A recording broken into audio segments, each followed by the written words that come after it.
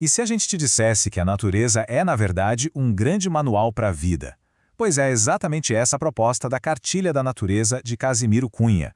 Hoje a gente vai mergulhar nesses poemas que, apesar de simples, revelam uma forma totalmente nova de enxergar a nossa própria existência.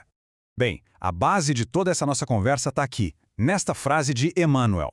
A natureza é a fazenda vasta que o Pai entregou a todas as criaturas. Essa é a metáfora central, a chave que vai guiar toda a nossa jornada de hoje. A vida, com tudo que tem dentro, é uma imensa fazenda. Então, nosso primeiro passo é justamente esse: tentar entender o que é essa herança. O que, afinal de contas, significa receber essa fazenda divina. Significa que tudo, absolutamente tudo ao nosso redor, a árvore, o rio, a nuvem, até o pó do caminho, tudo isso carrega uma mensagem silenciosa. Essa fazenda não é só um pedaço de terra, entende? É cada elemento da nossa vida. E o grande desafio é a gente aprender a escutar o que eles têm para nos dizer. Mas, claro, uma fazenda, por mais divina que seja, não vai prosperar sozinha.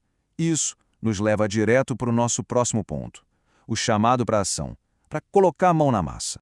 E Casimiro Cunha descreve esse chamado de um jeito lindo.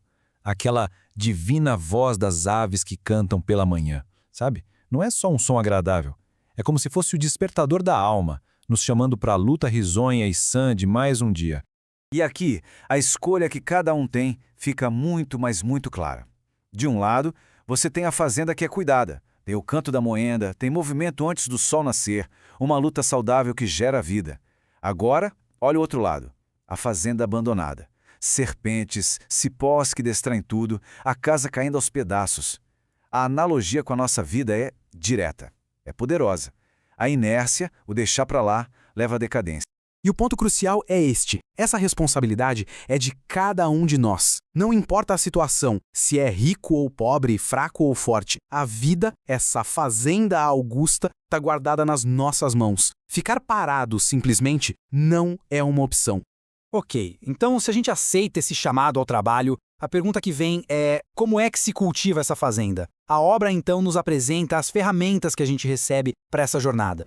A primeiríssima ferramenta é a bússola, o Evangelho. Pensa bem, no meio das tempestades e dos desertos da vida, ele funciona como aquele guia moral que nunca perde o norte, sabe? Nos mantendo sempre no rumo certo. Logo depois, a gente tem o mapa, que nada mais é do que a experiência de quem veio antes de nós. É como um roteiro construído com o suor e as lágrimas de outras pessoas, que nos ajuda a não cometer os mesmos erros e a encontrar atalhos. E, por fim, a ferramenta mais prática de todas, o nosso próprio corpo. Ele é um instrumento físico que nos permite agir no mundo, arar a terra, plantar as sementes. Então, cuidar dele é parte fundamental do sucesso dessa empreitada toda. E isso nos leva a uma parte essencial de tudo isso: entender como o trabalho de fato nos transforma. Como os desafios, as lutas, são na verdade o processo que nos molda. E aqui, a obra nos traz uma metáfora realmente transformadora. Imaginar o Cristo como um divino oleiro que trabalha com perfeição e nós como o barro vil em suas mãos. A gente não é produto acabado, mas matéria-prima, sempre em processo de melhora.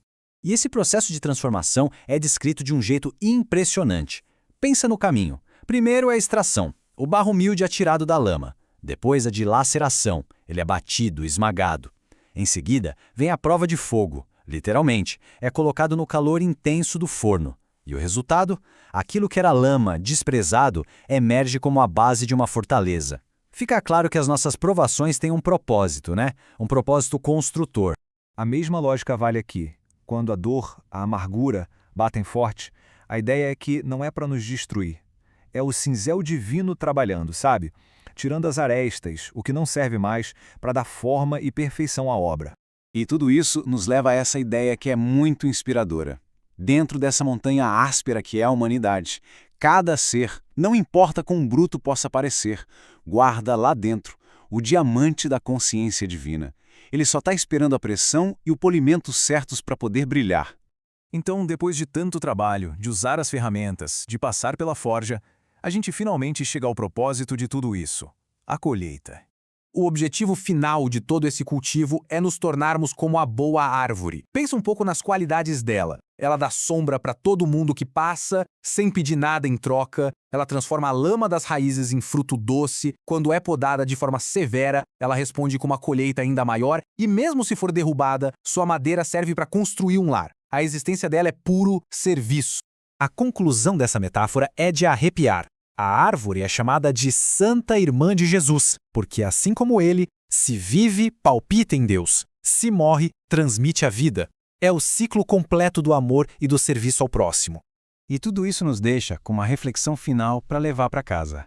A natureza nos deu o manual, nos deu o exemplo. A grande pergunta que fica martelando é: e a nossa fazenda, a nossa vida, que tipo de frutos ela está produzindo?